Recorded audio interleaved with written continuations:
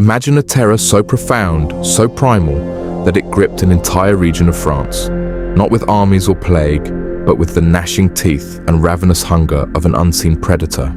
A predator that stalked not in the deep wilderness, but in the heart of civilization, leaving behind a trail of mangled bodies and whispered fears. This isn't a fairy tale, nor a fanciful myth. This is the true story of the Beast of Gévaudan, a mystery that still chills the blood centuries later.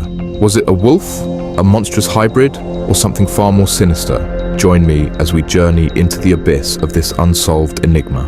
The year is 1764. The rugged, isolated province of Gévaudan, nestled in the heart of rural France, was a land of harsh winters and hardy folk. Primarily agricultural, the region was known for its hardy sheep and cattle, and the people were accustomed to the challenges of a difficult landscape.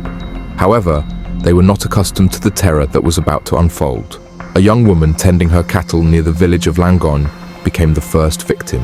Reports described a creature of immense size and terrifying ferocity, a beast that seemed to appear and disappear like a phantom. It attacked with a calculated brutality, focusing on the throat and head, leaving behind a scene of horrifying carnage, often leaving the victims partially consumed, as if the creature sought only certain vital parts. The attacks continued, escalating in frequency and ferocity. Panic spread like wildfire through the villages. Farmers dared not venture into their fields, and children were kept locked indoors. The descriptions of the beast varied wildly. Some spoke of a wolf of monstrous proportions, others of a creature with reddish fur, a broad chest, and teeth like daggers. Some even claimed it had a hide as tough as armor, impervious to musket fire. The variability of these descriptions in itself added to the fear, for it was impossible to know exactly what they were facing. The fear wasn't just in the number of attacks, but in their sheer brazenness. The beast attacked in broad daylight, often in front of witnesses, yet it always managed to vanish without a trace. It seemed to possess an uncanny intelligence, an almost supernatural ability to anticipate its prey, to move with a speed and cunning that defied the capabilities of a normal animal. The local authorities were baffled. Hunts were organized, with hundreds of men scouring the countryside, armed with pitchforks, muskets, and whatever tools they could muster, but the beast remained elusive, always one step ahead.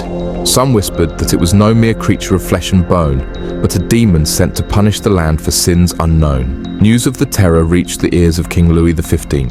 He, like many others, initially dismissed it as local superstition, the ramblings of frightened peasants. But as the body count rose and the reports became more detailed and disturbing, he could no longer ignore the growing crisis. The sheer number of deaths and the growing social unrest in the region forced him to act. Royal hunters were dispatched, including the renowned Antoine de Beauterne, who arrived with a pack of seasoned hounds, promising to bring the creature to justice. De Beauterne and his men were determined to bring down the beast. They employed every tactic known to them, setting elaborate traps, laying ambushes in the dense forests, and relentlessly pursuing any lead, following trails of blood and torn flesh. Yet, the beast continued to evade them, seemingly mocking their efforts. The frustration was palpable, the fear deepening. The beast wasn't just killing, it was terrorizing, breaking the spirit of the people, eroding their sense of safety and security. The social fabric of the region began to fray as neighbors turned on neighbors, suspicion and paranoia taking hold. Families barricaded themselves inside their homes at night, whispering prayers against the lurking horror in the darkness. Then, in September 1765, a breakthrough seemed to occur. De Beauterne claimed to have killed a large wolf, which he presented to the court as the Beast of Gévaudan. The king declared the threat over, and de Beauterne was hailed as a hero, his victory celebrated throughout the kingdom. But the attacks didn't stop. The people of Gévaudan knew the truth. The beast was still out there, its hunger unabated. The fear returned with renewed intensity, the people feeling betrayed by the royal hunters. They buried their dead and waited for the horror to return. The royal hunters had failed, and the local populace felt abandoned, left to fend for themselves against a creature that seemed invincible.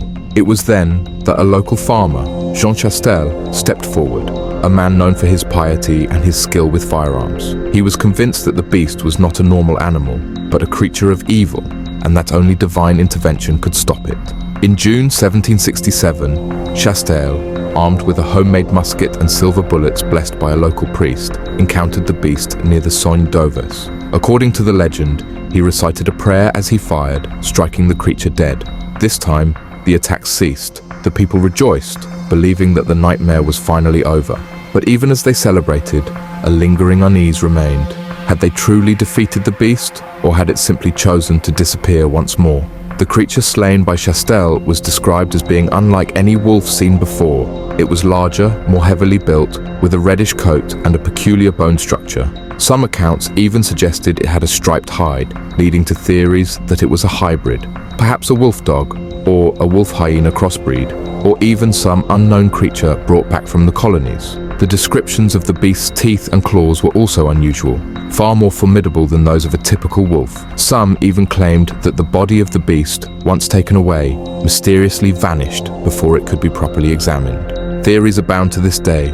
Was it a single beast, or a pack of wolves driven to madness by hunger or disease? Was it a trained animal, controlled by a sadistic human, perhaps a poacher or a hermit living in the remote forests? Or was it something else entirely? Something that defies rational explanation, a creature of legend that had somehow found its way into the real world. Some researchers have suggested that the beast was a large Mastiff-type dog, possibly trained for hunting or guarding livestock, that had gone rogue, its natural instincts amplified by fear and hunger. Others point to the possibility of rabies, which could have driven a wolf to behave in such an aggressive and unusual manner, attacking humans with a ferocity beyond normal animal behavior. But none of these theories fully explain the sheer number of attacks, the beast's uncanny intelligence, or the enduring sense of terror it instilled. The fact that the attacks continued even after the supposed killing of the beast by de Beauterne adds to the complexity of the mystery. The Beast of Gévaudan remains an enigma, a chilling reminder of the unknown terrors that can lurk in the shadows of history.